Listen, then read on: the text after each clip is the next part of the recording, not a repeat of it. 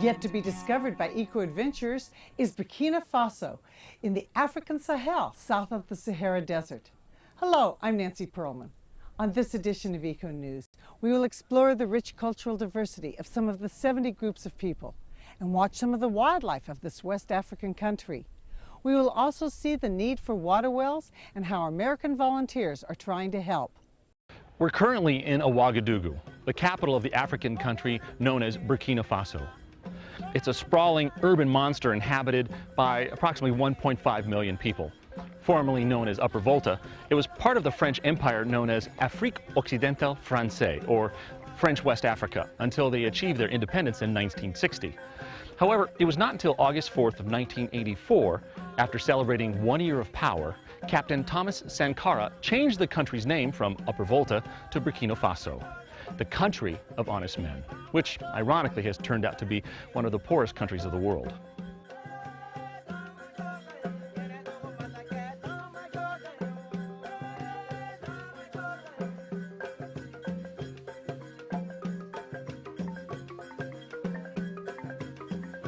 My name is Pete Brockup. I work with Envision, which is part of the Christian and Missionary Alliance. I've lived in Africa 27 years. We truly believe that we can cause a revolution from the inside out. We come in and develop people. People's lives beginning to change, and little by little, they're making sure their kids are being educated, they're living healthier. We can bring ecological solutions in. We can build schools. We can help people dig wells. We can help people plant trees. And we can make an impact. It's not an impossible situation. We have several different projects. We are trying to build 1,000 wells where we can get clean water to people. Currently, most villages do not have a clean water supply, and most require the women to walk miles a day to bring a few gallons of dirty water to their families. When there's a watering hole, it doesn't matter what tribe you're from or how old you are or what religion you are, we all come together because life is water. And clean water is really life because bad water takes life. There's two kinds of wells, and this is kind of the big controversy. I think we've found some solutions to it. The deep water well, which costs about $7,000. The other alternative is where we've been doing a lot of our efforts, and it costs about $1,800 to $2,000.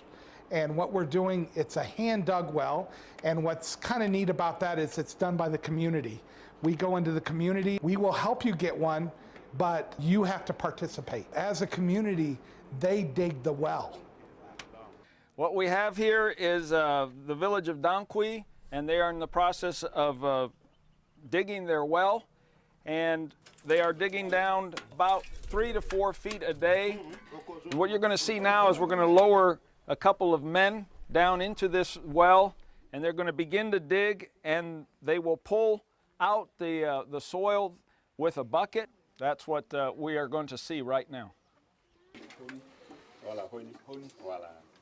We have one well where one of our churches is that is literally about 280, 290 feet deep. When you get down that far, the danger of it caving in on you and killing you while you're digging is dangerous. The carbon monoxide is an issue. This is an incredible experience. All these ladies are dressed up. They've put their beautiful scarves on. They're dancing. They're welcoming us in a traditional way. And it's just wonderful.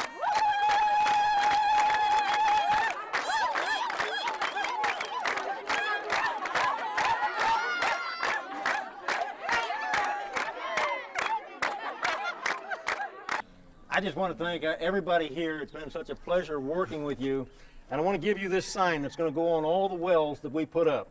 And basically what it says in French is God loves you. God's Son Jesus gives you the living water. Through him is eternal life.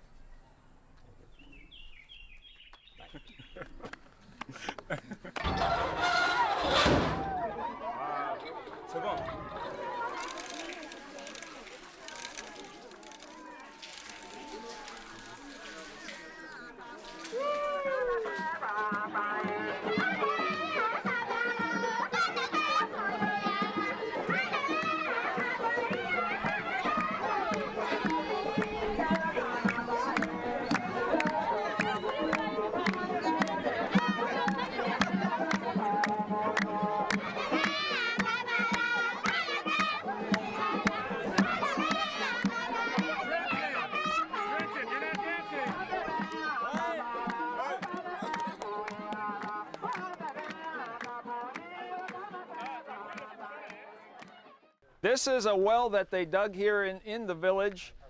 Just a hand-dug well, a small well, but as you can see, it is no longer usable. Right now, there is no water because it's dry season, but when the rains start, this well will fill up, and they will use the water out of this well, and that's where they're getting all their sickness from, is because they're using this, as we've explained. All the surface water runs in and contaminates this water. But it will fill up during the rainy season, and because there's water available, they'll use it, even though it's not good water. What I have a problem with is I look at these children and these families here, and I see these little girls, and I look at the fear in their eyes because their daily life is just to find food to be able to survive. 1 out of 3 of these children will die before they reach the age of 10. And 85% of this country does not have clean drinking water. And we have a chance to do something so special for these families and these children. I've never known people that will give and to love and to get so excited when we come to see them. And it's special. And they've taken my heart away. We're making a difference. We're starting to make a difference. I committed a little over a year ago that somehow I would find a way to put 1,000 wells in this country. This year we will complete our 32nd well. And I'm begging, pleading, praying. God has brought me here, and I'm just praying for help from anybody. Here, when it rains, it's a blessing. And people run out that first rain. It's so much fun to be in Ouagadougou on the first rain. People just go out and dance, and the water runs down your face, and dust goes away, and it becomes cool. I mean, it's joy of a first rain. And every time it rains, people here are happy. And then all of a sudden, it becomes a flood, and we have people dying, and people that lost everything. Every rainy season, when the rains come, they hit hard, and they begin to wash these mud brick buildings away. The mud goes away, some of the walls fall in, and you'll notice that they've made some more mud brick, and each year before the rains start, they'll rebuild their walls and re-mud plaster the sides of the walls for that year, and then when the rains come, they'll wash it away again. So it's a yearly thing where they have to repair their homes.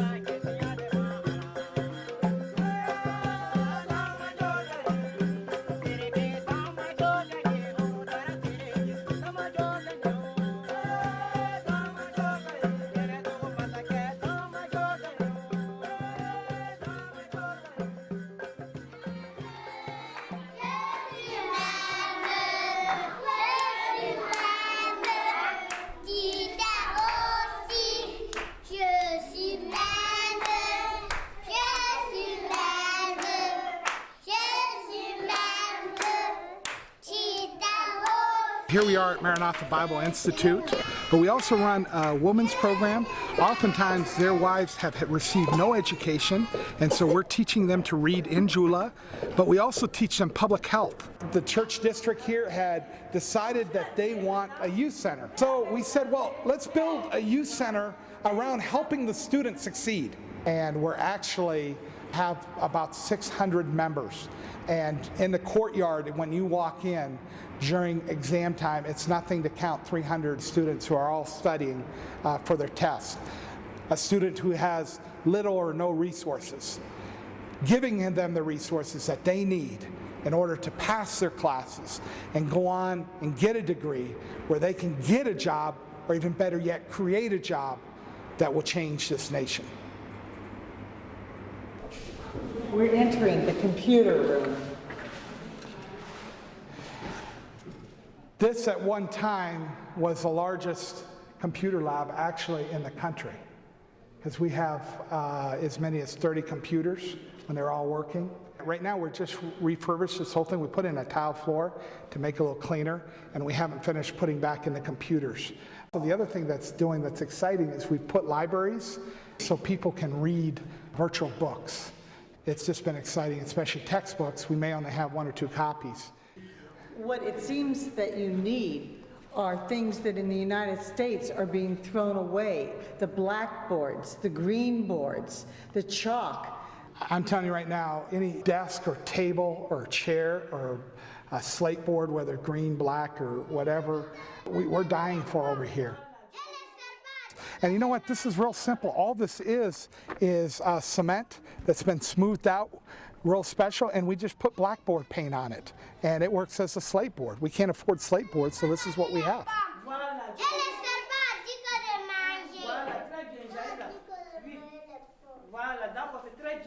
Donc Dieu a dit quoi? Dieu a dit que vous pouvez manger tout. J'ai pris place dans le cœur d'évangile qui dans la vie péché. Je roule sur les rails, je la vois passer pour la céleste cité. This is my friend Martin. He's one of our members of our handicapped association that we have here. We've tried to help him have one of these trikes. He doesn't have use of his lower extremities, and so he's not able to walk. But with this trike, he's able to go wherever he wants. He's able to carry on a life. We have a women's choir, we have children's choir, and the one thing you'll know if you come to church in Padua is that we have a lot of joy. And our worship here often breaks into dancing, because sometimes you just can't express your joy with simple words. But it's all about joy, and that joy is a result of hope.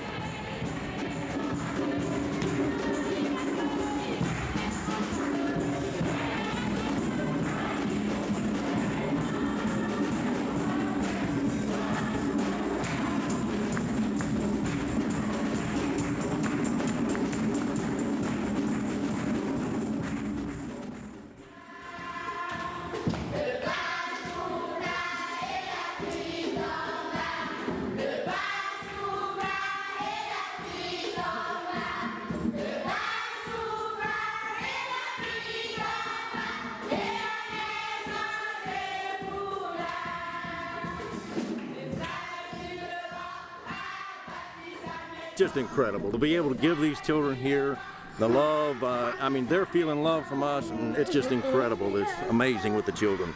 That's what it's all about, is the kids.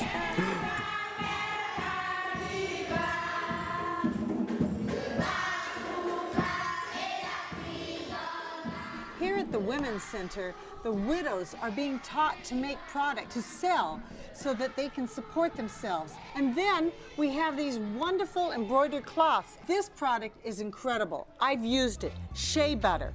It's a wonderful lotion. Cards that are made out of scraps, beautiful gift as well.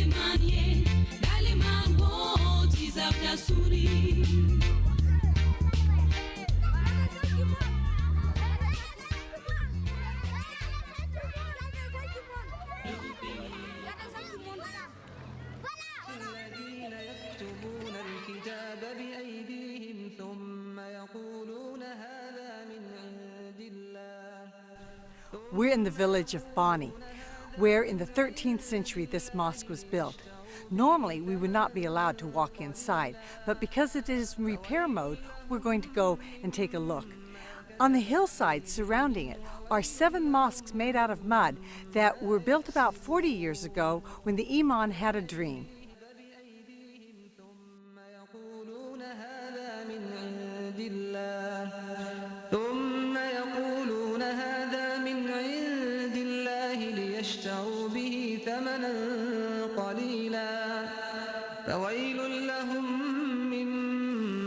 كتبت أيديهم وويل لهم مما يكسبون. The guide is explaining that because there are 100 names for God, they have built 100 pillars. And each section is divided. In the back are for the girls, then the women who have gone on their pilgrimage, then the young boys in Quranic school, and everybody else. The men.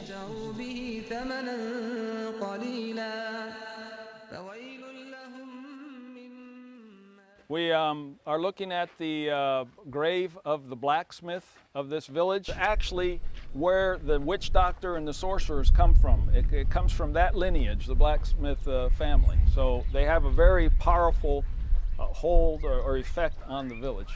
As you can tell, they've honored them by putting a concrete tombstone. It's a reminder of men who passed away, but it's also a workplace. So really, the deceased is still part It's of still the part life of the family. living. Exactly.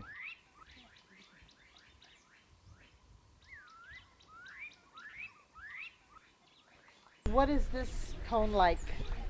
This is what they call the god of the Bois, and the Bois is the Bois tribe, and this is their god. So anything that happens, blood must be spilled over this in honor to the god who will help them in their life quest. And it represents this whole village, and when they go to the sorcerer with problems, they will be told to offer a sacrifice of chickens or goats or sheep, even up to cows, and they will be sacrificed. Their whole belief system revolves around this, where they have to keep the spirits happy in order for their fields to be successful, in order for their kids to survive and not die. It's all based on this sacrifice system. And behind this, back in that broken down building there, you can see some ropes that are hanging from a little stand there. These ropes represent animals that have been brought to this sacrifice area and have been sacrificed for the benefit of one family or another.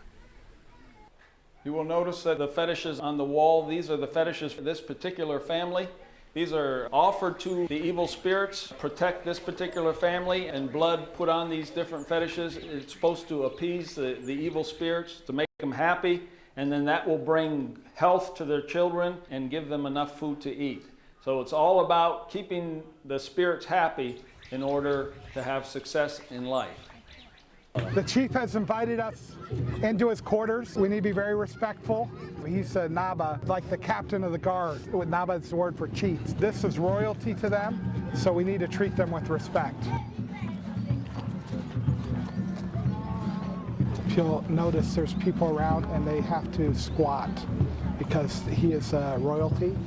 And so only the upper people like ourselves are even allowed to sit at the same level as him.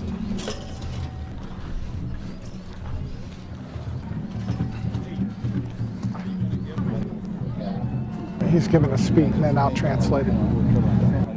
He said he's honored by our presence here, and our presence here has given him strength and has renewed him. He had handicapped people in his village, and we helped get him bikes. And also he lost a lot of people in the flood, and we helped feed them. And so he was thanking us again.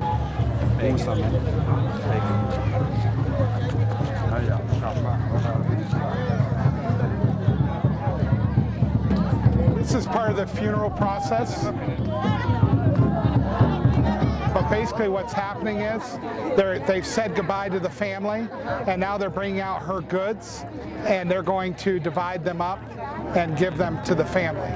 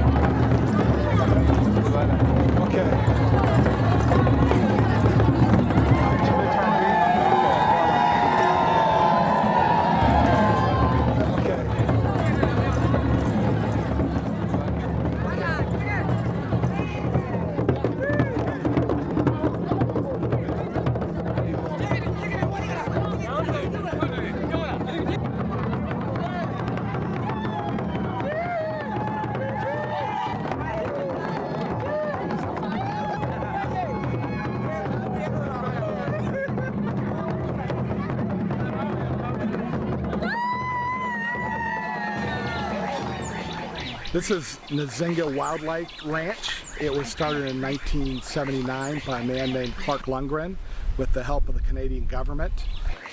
The most amazing thing about this, the elephants. We literally have more elephants in this one ranch than they do in any other country in West Africa. People come from all over the world to see our elephants. The village continues to work and live here, but they're a part of the ranch and they've actually fit into the ecosystem.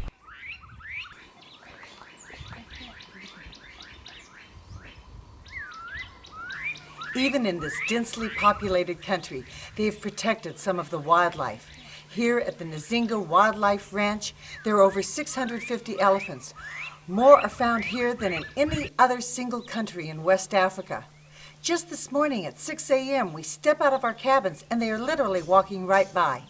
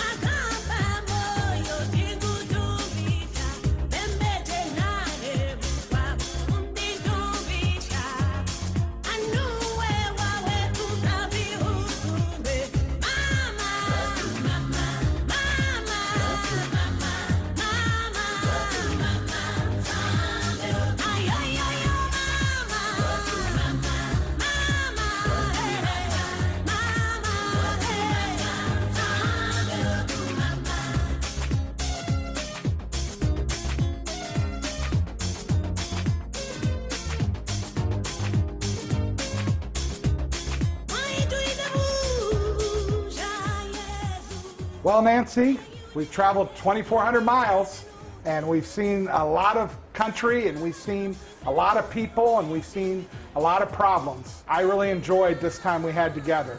I hope next time you can bring more people. Everybody's welcome to come visit us in the land of the upright people. Merci beaucoup. I'd like to thank everyone on the team for making our trip here in Burkina Faso so fantastic. A bientôt. See you later. A bientôt.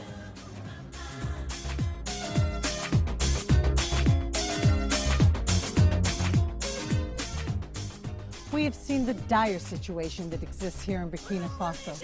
More help is needed to build clean, functioning water wells to improve the health and standard of living of these West Africans. On behalf of Econews and our nonprofit organization, Educational Communications, I'm Nancy Pearlman, wishing you a natural, unspoiled environment.